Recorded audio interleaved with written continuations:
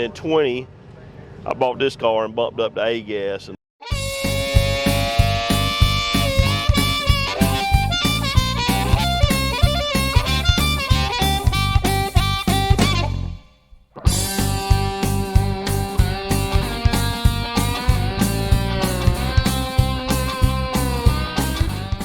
all right, we are out here at the Southeast Gassers race here in Shadyside, just outside of Shelby, North Carolina. Man, it has been a great morning already. We've been walking around seeing everything that's going on. I'll tell you, there is a pile of cars here. I think there's over 95 cars that are registered in here. I think they've been having some issues with scales, so everybody's been driving by like crazy trying to get to the scales so that they can get weighed up, and then they're going to kind of do a random scale out throughout the day. So I'm sure Randy will talk about that on the podcast whenever he's on, kind of give us the rundown on kind of what went on. Basically, it was that their scales have just kind of taken a beating over the years, over this past year, going from all these places, going all the way down to Mississippi and all the way back and all that. But so far, really cool morning. Got to talk to some really neat people, and we're about to go get to see some really cool racing. So really excited about it.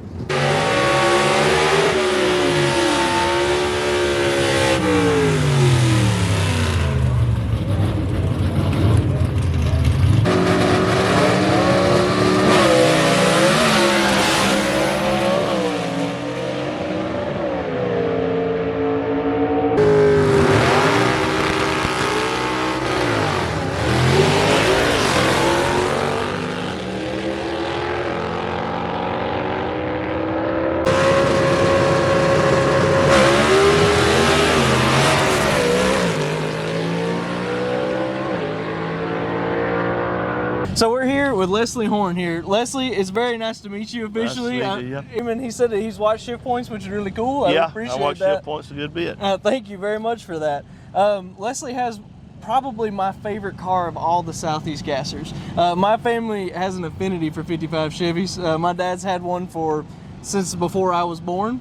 And so anytime I see this car, I get really excited to see it go down. So if you don't care, talk us through it a little bit. Tell us about it. All right, well, first of all, I'm a little stopped up this morning. Been a little sick. Been fighting through some stuff this weekend, but it's a 55 Chevrolet. Got a 477 Fulton engine in it, Fulton big block. All the cars are 4-speed. All the cars are straight axle.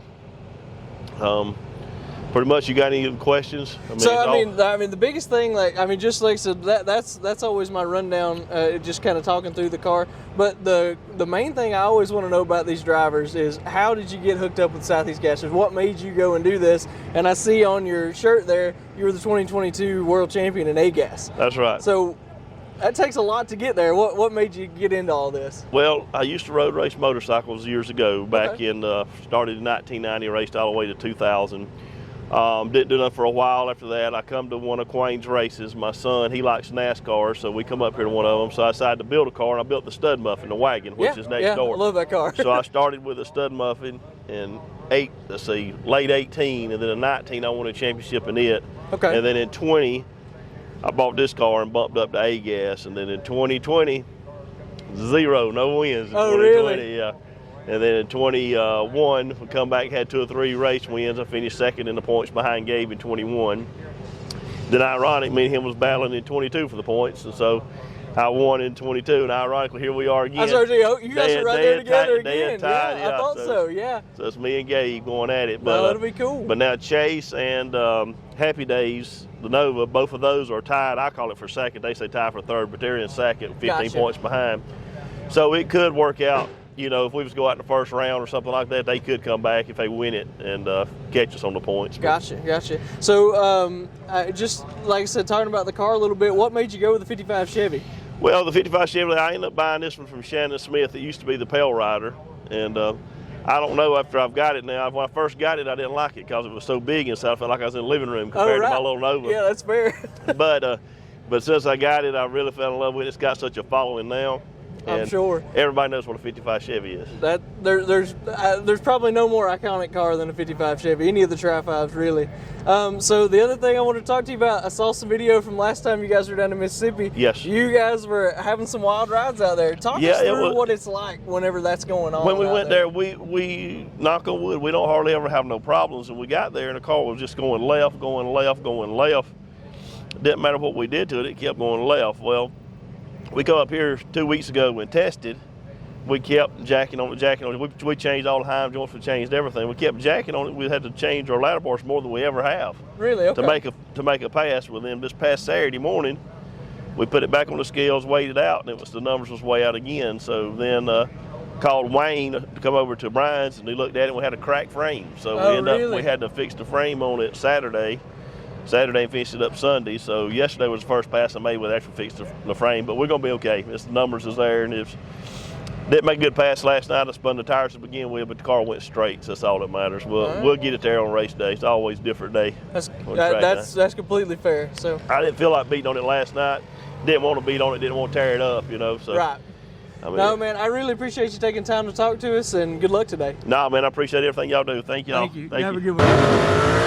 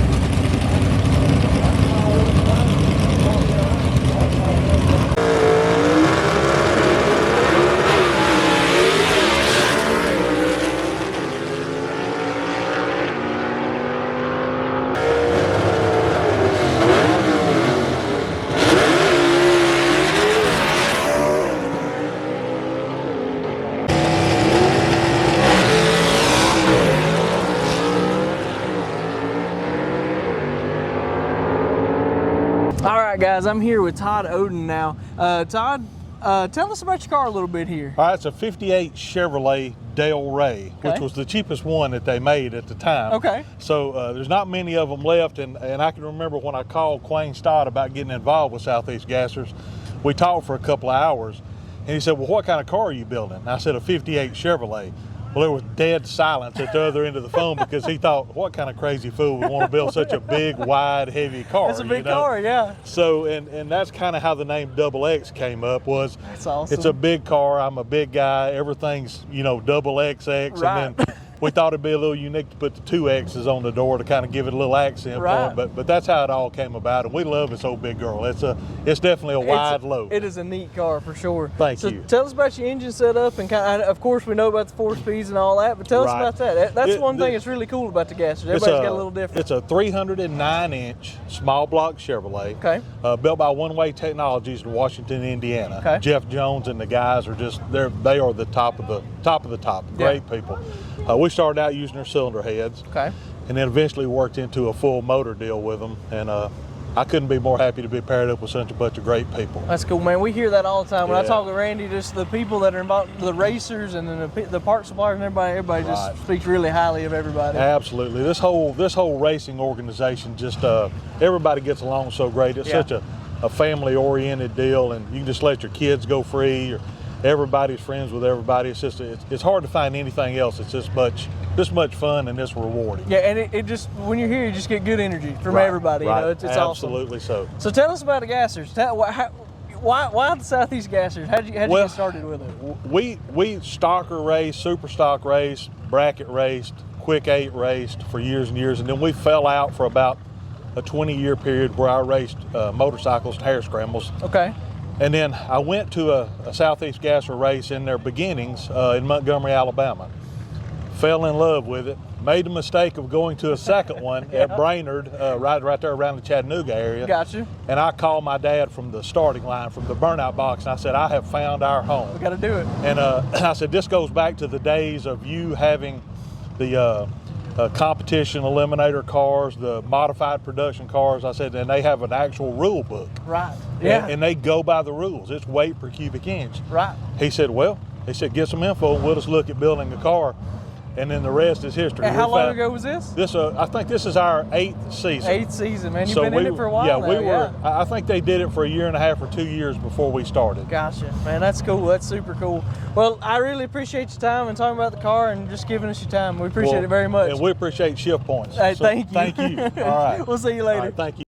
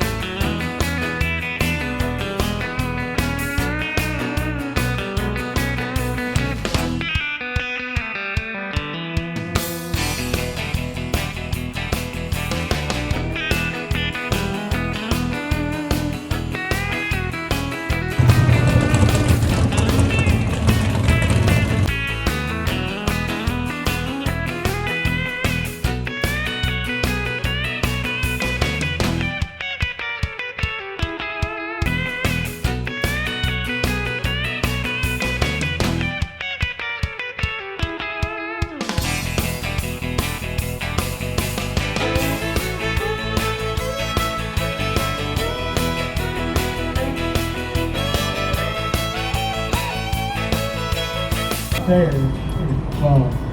if Gabe or Lesley slips up in the first round, they're in it, you know. And but that just shows what these guys and how competitive this field is. We've got back-to-back champions in Superstock and C-Gas this year. First time it's ever happened. We've got Ted came in and B-Gas already got it tied up.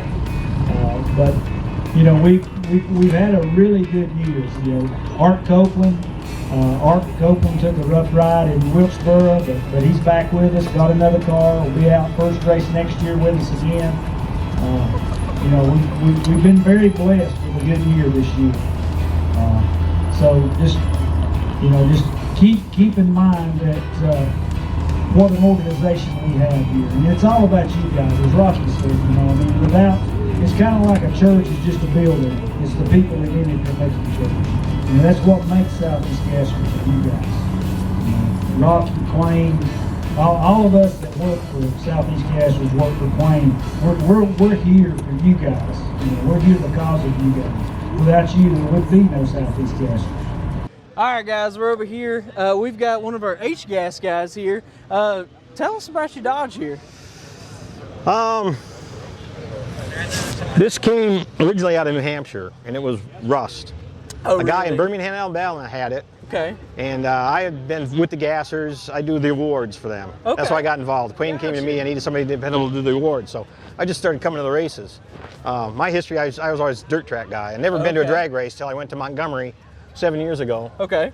And saw it and I got hooked. So your first drag race was the Southeast Gassers? Oh yeah. Really? Yeah, That's yeah. awesome. And I just love the old cars. You Yeah. know, that was the coolest thing for me was the cool cars. Yeah. So, No, there's a ton of cool cars, that's for sure. Yeah. So and it reminds me, I'm old enough to remember back when we used to drive these on the street. Just, right. Yeah, so. No, that's completely fair. So I mean, so what made you build this? What made you go this way? So you said it was really rusty, so it needed to be a race car. Yeah. So I'd go to Birmingham on the weekends and help the guy. We'd cut the metal out and put it all in. And he had some health issues, and it sat up there about 2.5 years working on it. Okay. You can't buy panels, so you got to bend everything and make everything. Right. So it got to the point where he had health issues and it wasn't going anywhere. So there's a guy here at the Gassers called Gary Smith, and he's in Aiken, South Carolina. Yeah.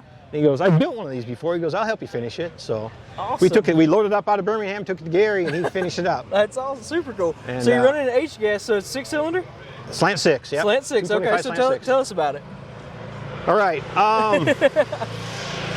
The history of it, I don't know if you know the Adams brothers here at the Damn Bob car. I know the names. Yeah. Well, yeah, they're characters, but they knew a guy. Jungle Roberts. He's known throughout the South of building engines. Okay. And they do a lot of 6-cylinder dirt track car engines. Okay. They never built a slant 6. Uh-huh. So they hooked me up with an old guy, 90 years old. His name's Ralph Ledford.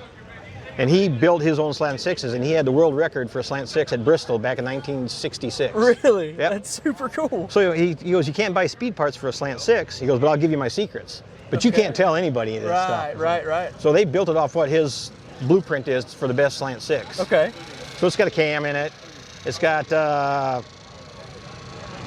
it's just stroked. We found the long rods, because the rods are different in a 225 than a 170. Okay. So we did that, heads, valves, everything, got it built, and it doesn't sound like a slant 6. Right.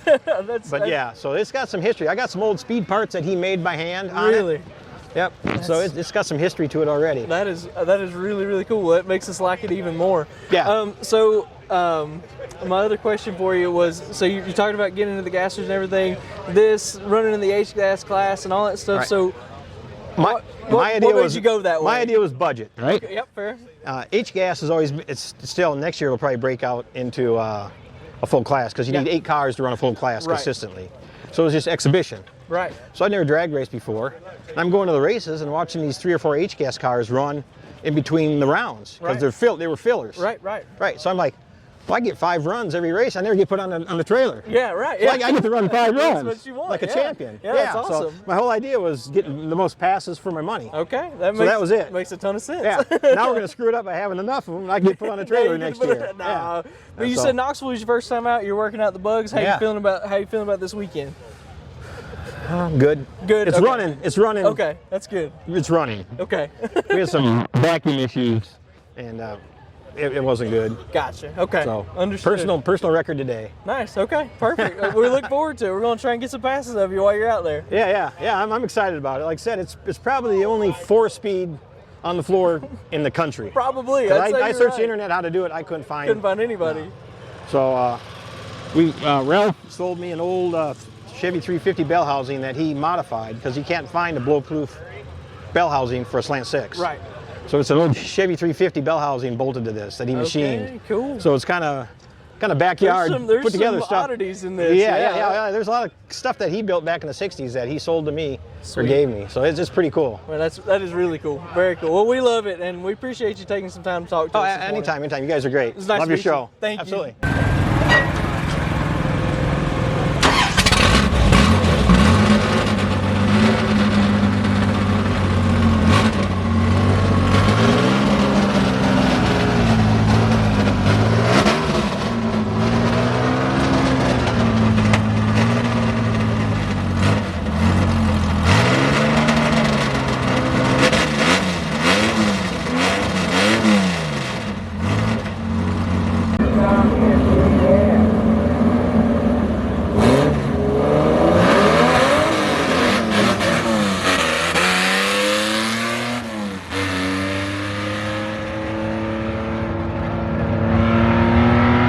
Hey guys, I'm standing here with Rocky, and Rocky has one of the AFX cars. When we were out in Knoxville last time, we didn't get to talk to anybody in this class. So Rocky, if you'll quickly talk us through what an AFX car is. Well, back in the day, with these cars, they started out like my dad and them. They started wanting to do everything faster and different. Of course, yeah. So this came along. This is one of only 3 cars. Okay. Started alter wheelbase and trying to make these cars faster. These are original funny cars. Okay. What they call the funny cars. These are original funny cars. Gotcha. And they change these cars weekly. Really? Sometimes. I mean, my dad, Don Nicholson, my Uncle Hubert, and just so many of them, Phil Bonner, they change these cars all the time. And they were funny looking. That's how kind of they became funny cars. How the funny car came from. It wasn't just a clever name then. It wasn't just a clever name. So it's altered wheelbase and 4 speeds. Well, back then they had an automatic and 4 speeds. Okay. But most times always big blocks. Gotcha. And that's just to be, this class only survived for about 3 or 4 years because it went from like super stock to this Two funny cars funny cars that quick. Yes. Oh, I didn't realize the transition was so fast. It over happened those quickly, years. and that's Yeah. why it's been hard to build a class with this, because it's such a small time frame. Right. To get cars to fit in that time frame. Okay, that makes sense. That makes sense completely. But we built a friend of mine, Kelvin Cannon, which he's here now. I think you met him a while ago. He's the one that built two of these cars, this one and the Georgia Shaker up there. Okay, cool. And we've made the rules off of these two cars to make all the cars competitive. Gotcha. So can you talk us through this one right here? This is yours? This is only one of three originals of the Chevy 2 Fastback. Chevrolets and racing back in NASCAR back in '63. Right. When they, long story short, they tried to get these sanctioned for road racing. Okay. And they wouldn't sanction them. So Chevrolet got completely out of NASCAR. Right. A man named Bill Thomas in California bought these and made them drag cars and contacted my dad, wanted my dad to drive one of them. Okay. That's when he started becoming famous, and they wanted him in one of them. Okay. Now, he hated this car. He couldn't keep it on track because of the horsepower and the way they were built. And they ran on pavement like this. Right. So, but that's how the AFX got started. And that's how this person in this car got started. Okay, that's very cool. So tell us about the engine in this thing. It's a 477 big block Chevy motor. Okay. My dad always raced Chevys. Oh, of course, I understand that. This was built by Rob Walden, which is Lamar Walden Automotive. Okay. Lamar and my dad raced together and worked together back in the early 60s. Now his son's carried on the business, and now me and his son, he's driving my car for me right now. Okay. I've been injured, so he's driving my car. Gotcha. So it's like, we have generations going on. That's what's so cool about it. We have generations. That's the coolest thing about all this stuff at the Gassers. Seems like there's just families, generations going back. And we could sit and talk about this for hours. For sure. And tell you about it, but that's what's neat about it. That it is cool. And we're carrying on. Actually, Rob's son races also, and my son's back here. He comes racing with me. That's awesome. So you got generations and generations involved in this. We love it. We love it, and thank you for letting us be here and talking to us, and thanks for giving us your time.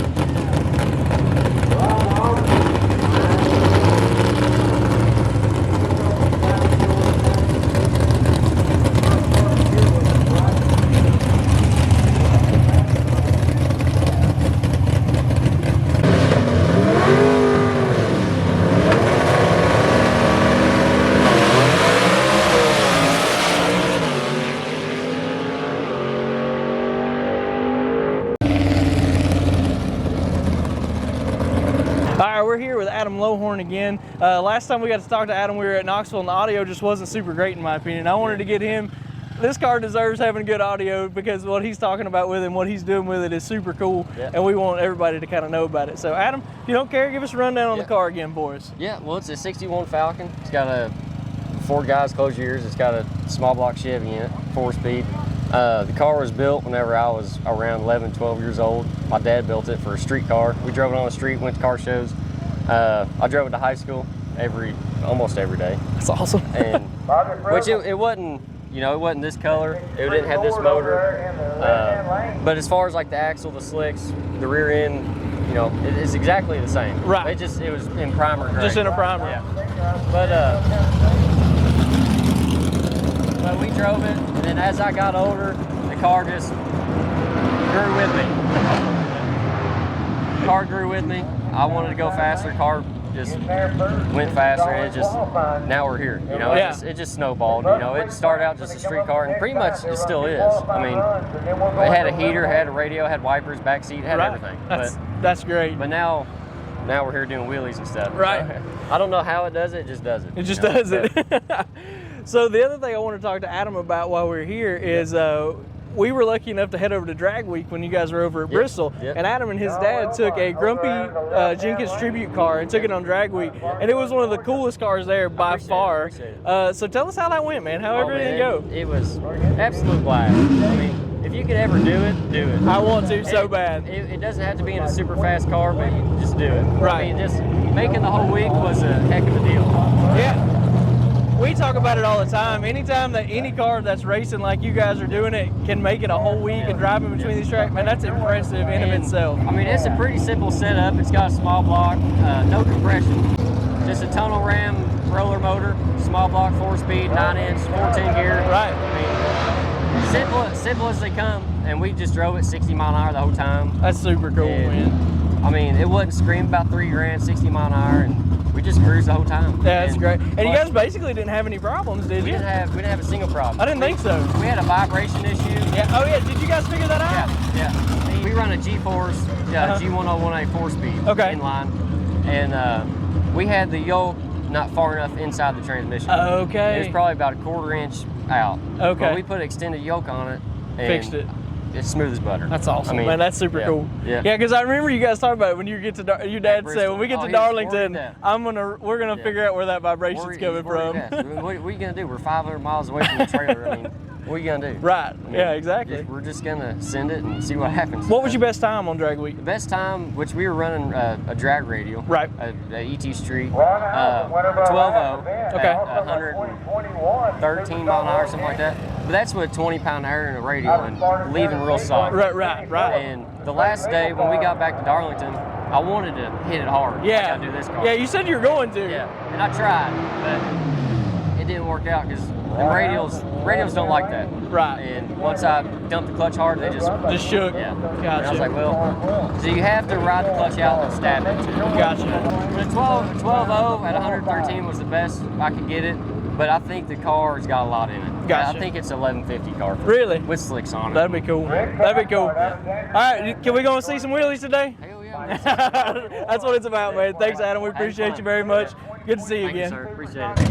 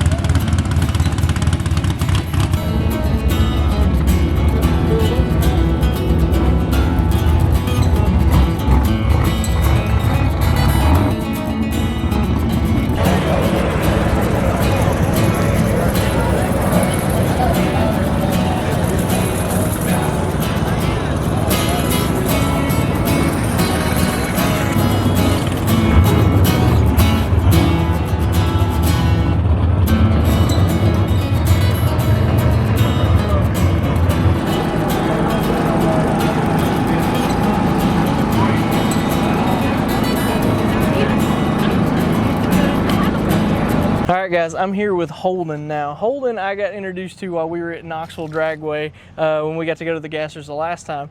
Randy told me that Holden knows probably more about the Southeast Gassers than almost anyone here on the property. So Holden, tell us a little bit about it. How are you involved in Southeast Gassers and why are you here so much? Well, and I'm involved because my dad is a tech person, which helps with all the racers to make sure they have all the right parts. The reason I'm here, my dad's racing one, and what class is he racing? AFX. AFX, okay. And it's one of, we found this 4 years ago. Dad wanted to see what it was, so we came. We spectated for a little bit, got together for a group, And then we made our own class, which is super stock. Okay. Which we have a car back at home. We doesn't have a motor in it, all that stuff. And that's why we came. And then we started building. And then Robert Frazier, one of the H-Gas cars, gave us a car for AFX. And we started building that. Okay, cool. So you guys are in AFX. You said that that he's running today. You guys are hoping to win, of course, and that's going to put you, if you win, it puts you about second in points, you think, on AFX? Mm-hmm. Nice. That's going to be super cool.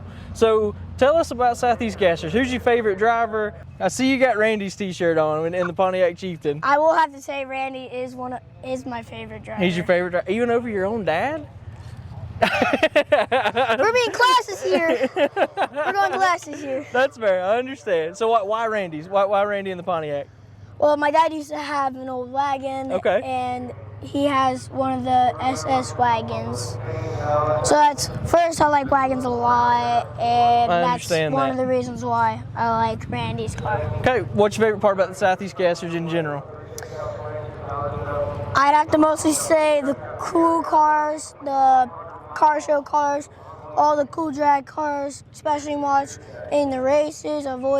As I've grown up, I've watched many races and I've liked all of them. Good, man, that's awesome. We talk about it all the time. Southeast Gassers are about family, and Holden being here with his family every weekend doing this, he's gonna be the next generation that's in this. You gonna crawl in one of these cars one day? Absolutely. That's awesome to hear, and we're glad to do it. Thanks, buddy. Appreciate you talking to us.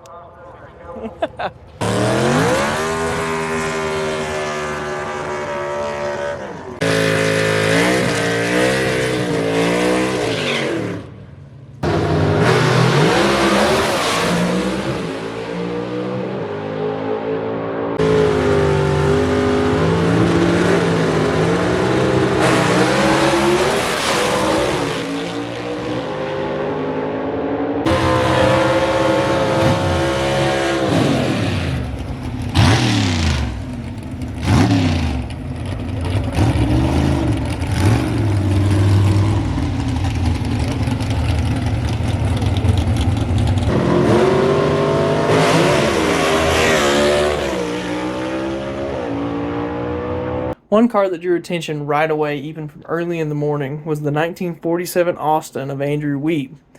Andrew was from British Columbia, and he was going to travel 5,800 miles round trip to race at Shadyside with the Southeast Gassers. This car was absolutely immaculate. The paint on it was so slick, there possibly wasn't a slicker car on the entire property, and every piece on this car looked like it was perfectly in place, and it was a perfect fit for this category. It was absolutely amazing to think that someone would take 5 years to build a car and then travel all that distance to come to one race. That's kind of the impact that the Southeast Gassers has on a lot of people. I talked to Andrew pretty early in the morning, and he was actually in the process of swapping carburetors, and we ended up not being able to get an interview with him, but I felt like it was a complete disservice to him and his story to not at least show this really, really nice car, and hopefully when he comes back to one, we can talk to him then.